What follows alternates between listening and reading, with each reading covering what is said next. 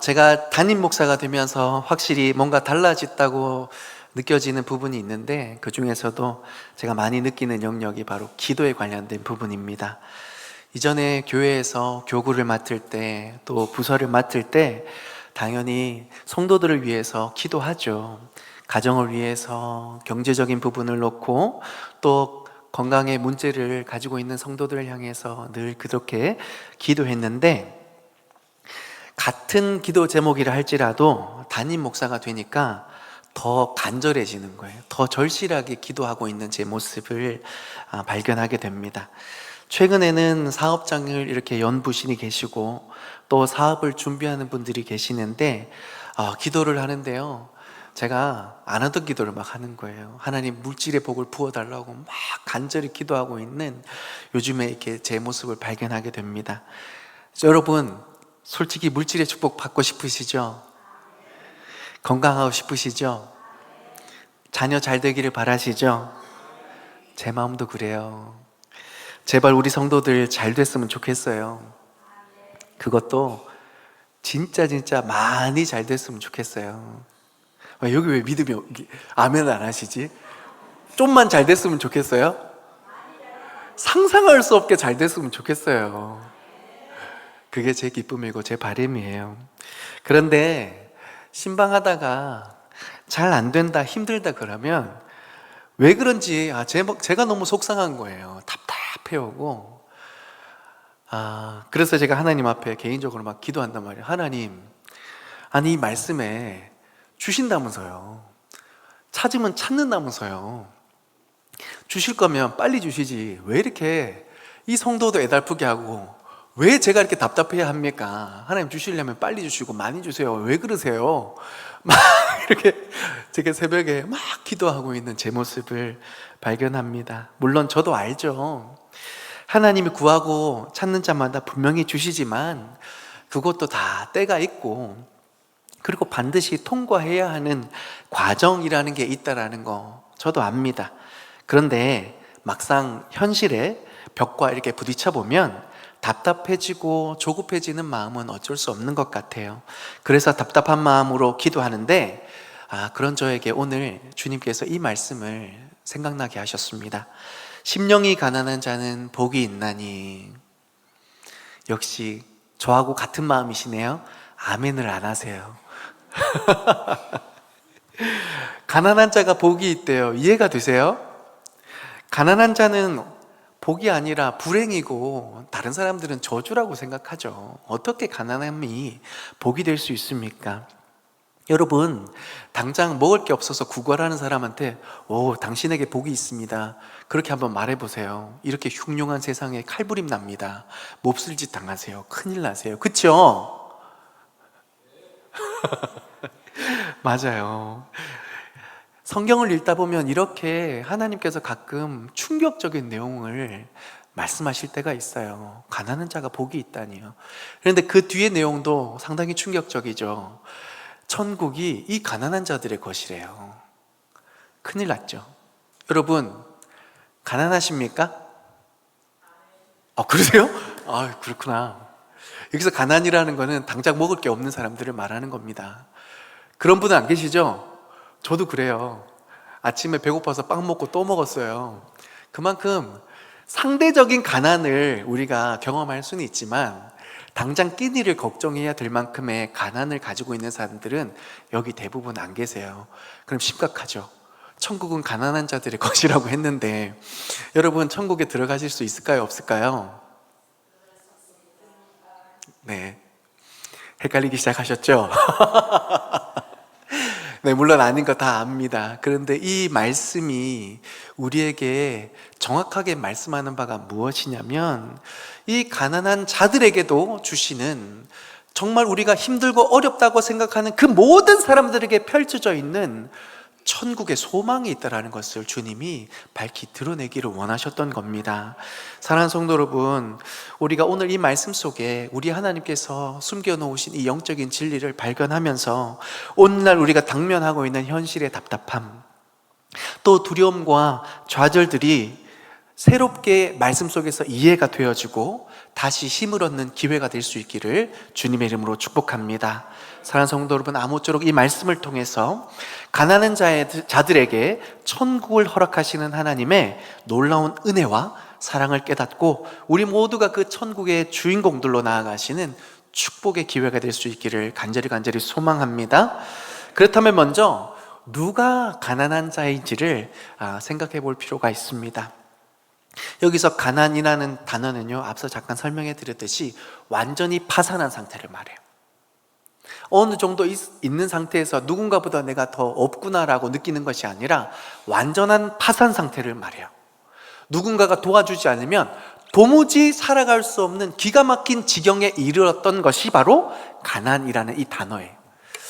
이것을 물질적인 차원에서 사용하는 것이 아니라 앞에 심령이라고 써 있죠. 영적으로 파산한 상태를 이야기하고 있습니다. 여러분, 우리 영적인 파산 상태 한번 경험하셨죠? 경험하셔야 구원이 임한 겁니다. 여러분, 우리가 예수 그리스도를 믿음으로 구원을 얻었던 그 사건의 그 시점에 정확히 언제인지는 기억할 필요가 없지만, 그러나 그때 나에게 무슨 일이 일어났는가는 기억하셔야 됩니다. 왜요? 예수 믿기 전에는 저도 그랬어요.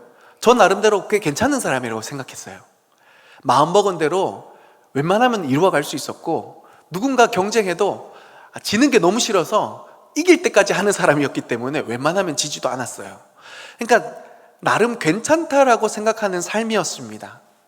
그래서 제가 살아감에 있어서 모든 성공의 기준, 소망의 기준을 저 자신한테 두었던 사람입니다. 그런데 예수님을 인격적으로 만나게 되는 그 시점쯤에 제가 확실히 깨닫고 인정하게 된 사실 하나는, 나에게는 더 이상 소망이 없다라는 것을 확실히 깨달았기 때문에 바로 그 시점부터 나는 오직 예수님만을 믿고 따르리라, 예수님을 믿음으로 영접하게 되는 것이죠.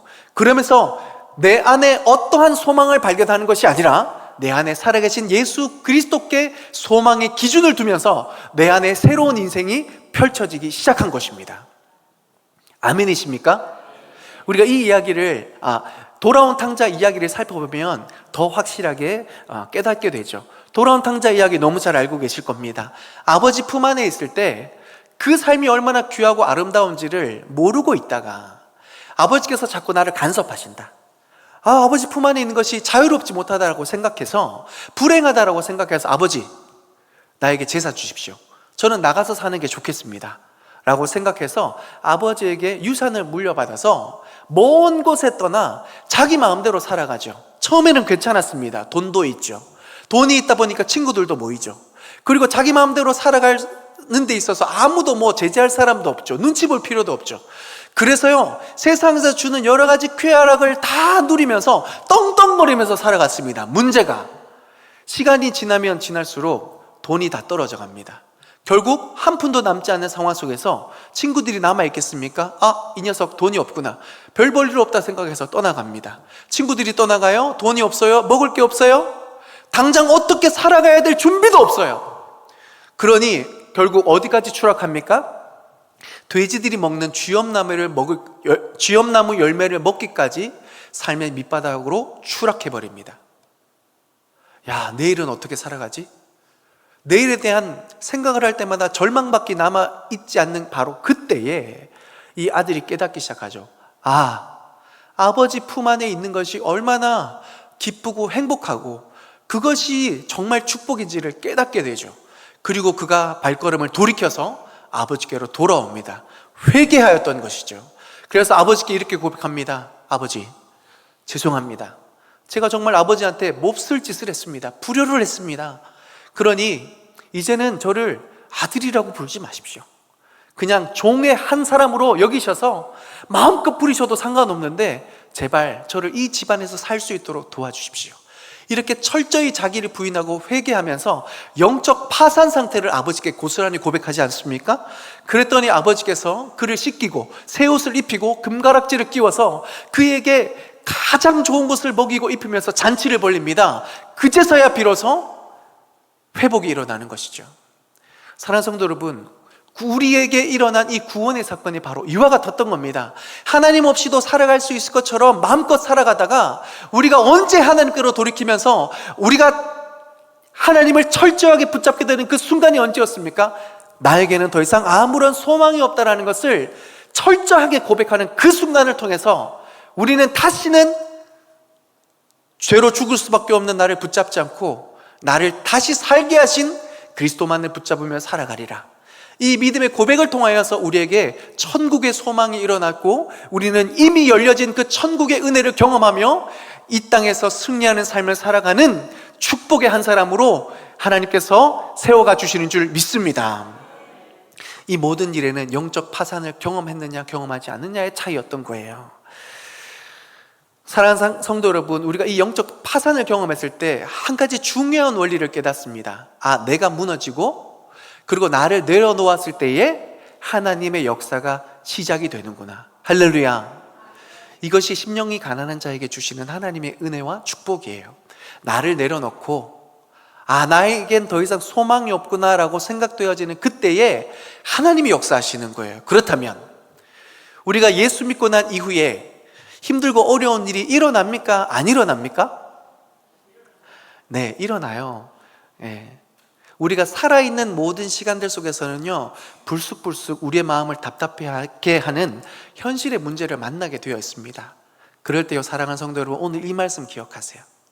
심령이 가난한 자는, 영적으로 파산당한 자는 복이 있나니 천국이 그들의 것이래요. 하나님이 다스리시고 인도하시는 새로운 역사가, 능력이, 축복이 비로소 그제야 임하게 된다라는 거예요. 이 천국의 기쁨을 이제 누릴 수 있게 되는 축복의 전주곡이 된다라는 거예요. 할렐루야. 하나님은요, 우리에게 이렇게 역사하시더라고요.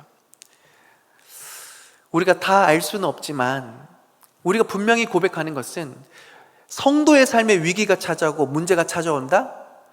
그랬을 때요, 그 뒤에는 분명히 은혜가 있고 축복이 있다. 할렐루야. 분명합니다. 하나님을 믿지 않는 사람들은 위기는 위기로 끝이 나요. 그런데 하나님을 믿는 성도는요, 위기 앞에, 위기 뒤에 축복이 있음을 믿습니다. 제가 한 이야기를 들었어요. 어떤 한 교회의 전도왕 권사님의 이야기예요. 여러분, 요즘 전도하기 쉬워요? 어려워요? 어려워요. 저도요, 전도해야 된다 하지만 막상 전도하려고 그러면 겁이 나는 것도 사실이에요. 그런데 이렇게 전도하기 어려운 이때에 전도왕, 전도거지가 아니고 전도왕으로 불리는 권사님, 참 대단하신 분인데 이분의 특징이 있어요. 뭐냐면 민머리세요. 대머리세요. 안 놀라시네.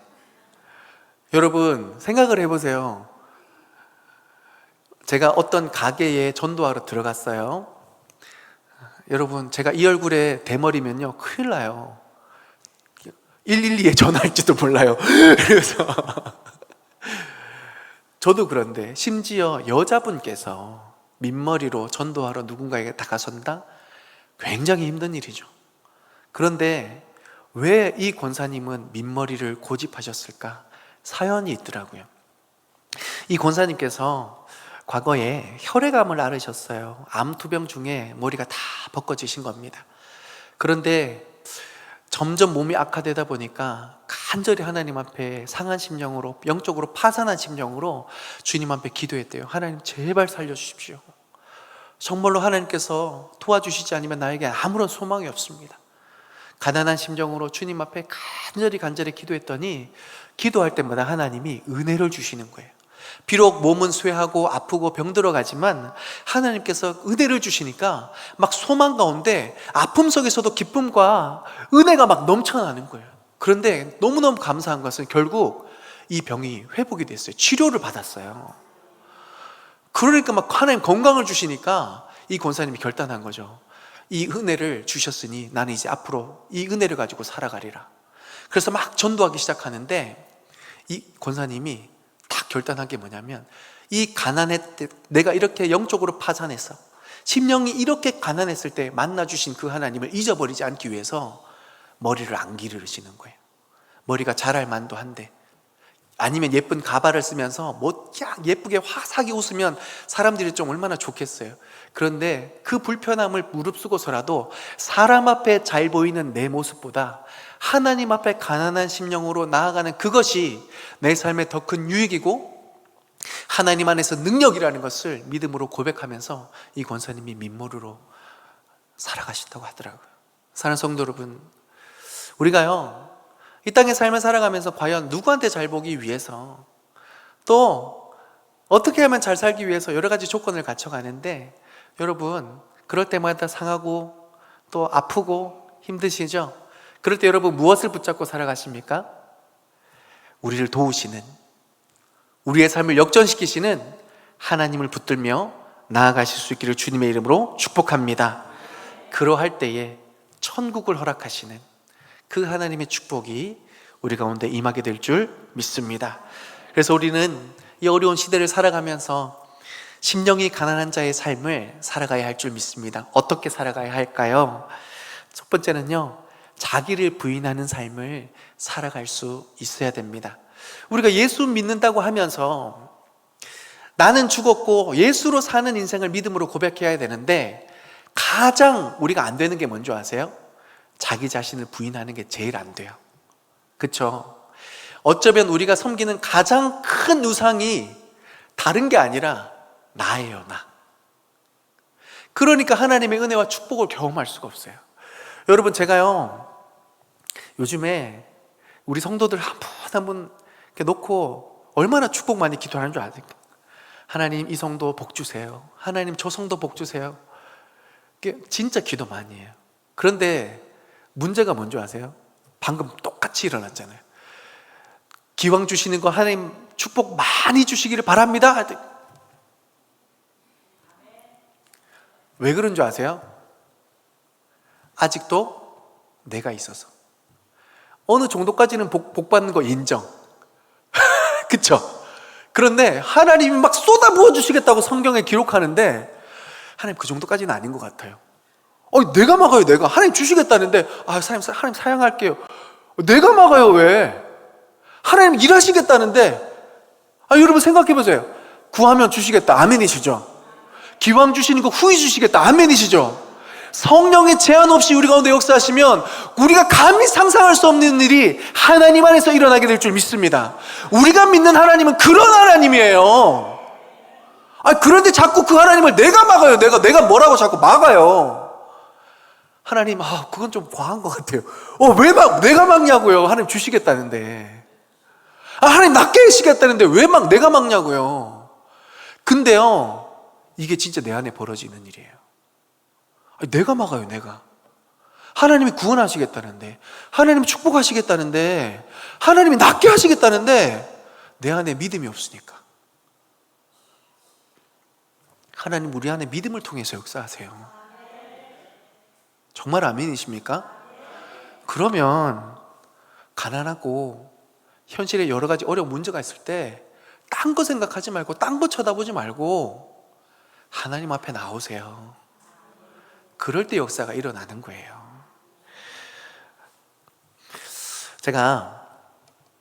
저도 사실 부끄러운데요, 우리 1세대 권사님들이 참 멋진 부분이 있어요. 그러니까 제가 나이 들면서 담임 목사 되면서 더 많이 깨닫는 게 뭐냐면, 여러분 어디 가서 물 주잖아요. 물 한 잔 대접받으면 저는 물 마셔요. 감사합니다 하고 마시죠. 그런데 꼭 1세대 권사님들이 특징이 뭔지 아세요? 기도하고 드세요. 끄덕끄덕 하시는 분은 본분, 가만히 계신 분은 왜? 삶의 지극히 작은 것까지도 이것이 하나님께로부터 말미암았다라는 믿는 믿음인 거죠. 제가요 교구하면서 진짜 많은 분들을 태워서 막 전국 방방곡곡을 다닙니다. 차 탈 때마다 가까운 곳이든 먼 곳이든 제 옆에 탄 분 모든 장로님 보면 저는요 내비부터 찍어요. 어디 가야 되지? 막 이렇게 찍는데 옆에서 주여, 뒤에서 주여, 저는 아차. 여러분, 삶의 지극히 작은 것까지도 하나님께로부터 말미암고 주님이 도와주시지만 안 된다라는 그 믿음으로 살아가 보세요. 그러면 우리가 구하는 그 모든 것을 하나님이 응답하실 줄 믿습니다. 제가요, 이런 은혜를 누렸으면 좋겠어요. 우리가 죄인된 우리는요, 이런 기도 있잖아요. 알고 지은 죄, 모르고 지은 죄, 이런 기도 하잖아요. 용서해달라고. 그쵸? 우리는 알면서도 짓고 모르고도 짓는 죄인이에요. 그런데 하나님께서 의롭다 여겨주시고 구원 얻은 감격 가운데 살아가게 하는 믿음의 한 사람은요, 알면서도 복받고 모르면서도 복받는 인생이에요. 이거 봐, 또 아멘 안 하시잖아. 여러분, 하나님이, 살아계신 우리 하나님이, 졸지도 않고 주무시지도 않는 하나님이, 독생하신 아들을 주시기까지 끝까지 살아가시는 우리 하나님이, 우리의 삶에 복 안 주시겠냐고요.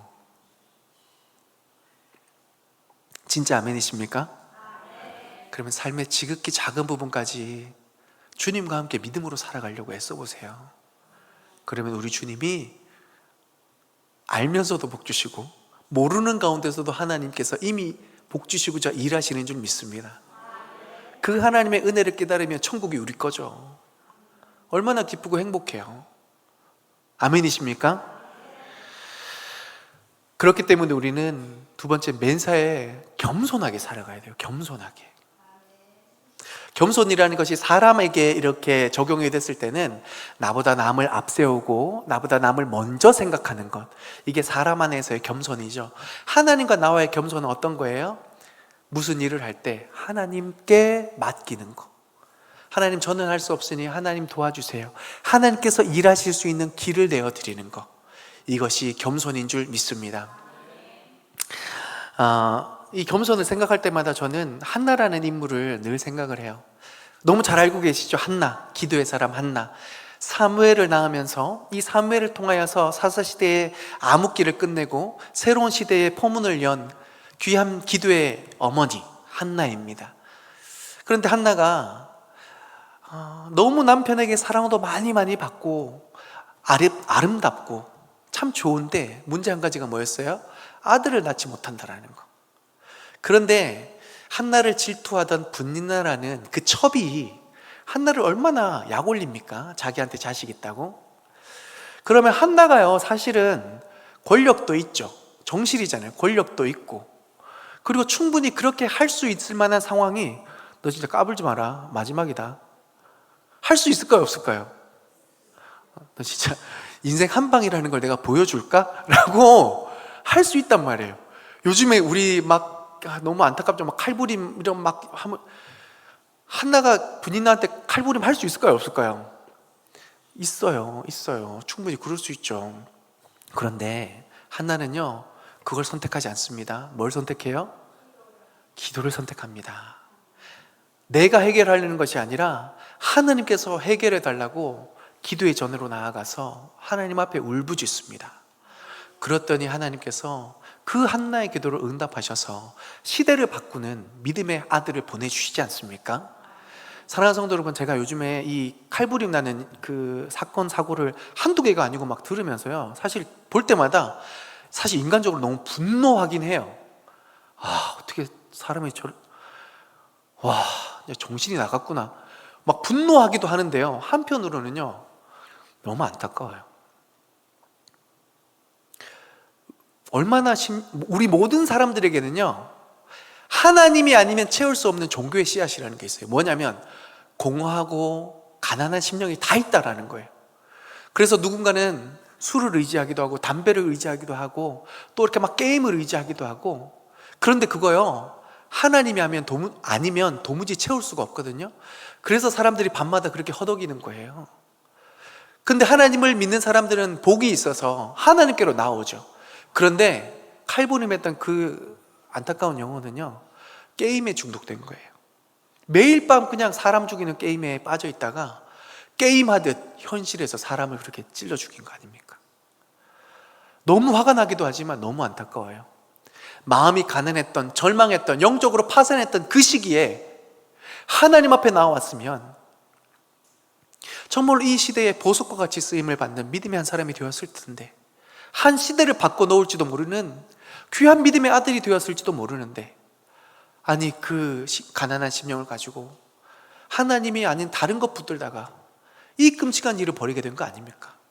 사랑하는 성도 여러분, 우리가요 시대의 어두움, 그리고 내 삶의 여러 가지 막락한 두려움들이 틈타기 시작할 때 한나가 하나님 앞에 나왔던 것처럼 우리도 주님의 도우심을 구하며 은혜의 자리로, 응답의 자리로 나올 수 있기를 주님의 이름으로 축복합니다. 그래서 여러분, 기도하셔야 됩니다. 기도하셔야 됩니다. 기도하지 않는 성도는요, 죄송해요, 성도로서 온전히 살아갈 수 없어요. 더 좀 심하게 말씀드리면요, 기도하지 않는 성도는 성도일 수가 없어요. 오늘 처음 나오신 분들 죄송합니다.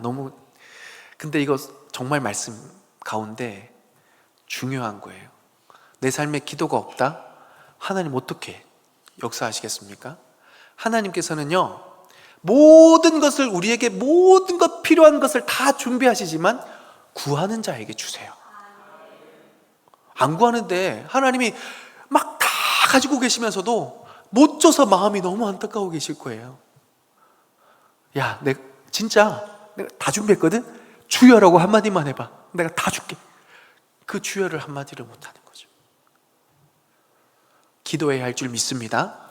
그런데요, 여러분, 제가 오늘은 좀 독특하게, 여러분 기도요 좀 뻔뻔하게 하세요. 제가 왜 이런 얘기를 하냐면, 참 재밌는 그 장면 하나를 봤는데, 제가 미얀마로 단기 선교를 갔어요. 미얀마는 불교 국가거든요. 그래서 막 거리를 돌아다니는데 이 조그마한 아이들이 진짜 막 옷도 막 그렇고 씻지도 못하고 진짜 말 그대로 거지꼴이에요. 거지인 아이들이 막 삼삼오오 몰려다니면서 관광객들에게, 사람들에게 어떻게 하냐면 헤이 이래요. 뭐냐면 한 푼 줍쇼예요. 그러면 우리가 생각할 때 한 푼 줍쇼는 어떻게 해요? 어쨌든 굽신굽신 거리면서 공손하게 한 푼 주세요, 김미 초콜릿 이래야 되는데, 그러지 않고 헤이 이렇게 해요. 와, 진짜 싸가지 없다 라고 가만히 생각했는데, 성교사님이 얘들 왜 이래요? 라고 물어봤더니 성교사님이 딱 설명하는 거예요. 쟤들이 믿고 있는 교리가 바로 이겁니다. 무슨 얘기냐면, 당신이 나에게 얼마를 주면 내가 좋은 게 아니라 당신이 좋은 겁니다. 왜요? 당신이 덕을 쌓기 때문에 당신의 인생이 분명히 잘 될 거라고. 얘네들이 이걸 믿는 거예요. 그러니까 굽신굽신이 아니라 안 주면 차! 하고 또 가서 되게 당당해요. 제가 그걸 보면서 되게 감동받았어요. 왜요? 아니, 우리 하나님께서 우리에게, 성경을 보세요. 구하면 주시겠다, 찾으면 찾겠다, 두드리면 열리겠다, 반복해서요, 구하면 다 주시겠다고. 천지 만물을 우리를 위해서 창조하셨는데, 그러면 우리가 좀 담대해질 필요가 있죠. 하나님 주세요. 아니, 주시려고 그랬잖아요. 주세요, 빨리 주세요. 주신다고 약속하셨어요. 빨리 주세요. 안 주시면 하나님 손해예요. 저 삐져요. 하나님 손해예요 라고 막 구해도 된다, 안 된다? 된다. 할렐루야. 저 같은 목사가 그렇게 기도하면 이렇게 생각하겠지만, 우리 하나님은요, 죄로 죽을 수밖에 없는 우리를 위해서 그 아들을 주신 분이잖아요. 그렇게 뻔뻔하게 기도해도 아이고 귀엽네, 그래, 그렇게라도 기도해. 하나님은 그렇게 말씀하실걸요. 그러면서 우리에게 필요한 모든 거 부어주실 줄 믿습니다. 말씀을 정리합니다. 사랑하는 성도 여러분, 우리의 삶에 심령이 가난해질 때가 있습니다. 그럴 때요, 답답하죠. 저도 그래요. 답답해요. 화도 나고 기가 막혀요. 그럴 때 우리가 이 말씀 기억했으면 좋겠어요. 이 고난은요, 축복의 전주곡입니다. 이미 하나님은 이 고난을 통해서 우리에게 어떤 복을 주실지를 계획하셨어요. 그리고 준비하고 계시고 이루고 계십니다. 중요한 건 뭐예요? 그 가난한 심령 그대로 이 은혜와 축복을 도와주실 그 하나님 앞에 겸손히 믿음으로 나아가는 거예요. 기도로 나아가는 거예요. 그러면 그 하나님께서 그 은혜로 우리를 붙잡아 주시고 힘을 내게 해주시고, 결국 그 천국을 맛보기까지 우리를 도와주시는 풍성한 하나님, 우리를 다시금 살게 하시는 그 하나님의 은혜를 풍성히 부어주실 줄 믿습니다.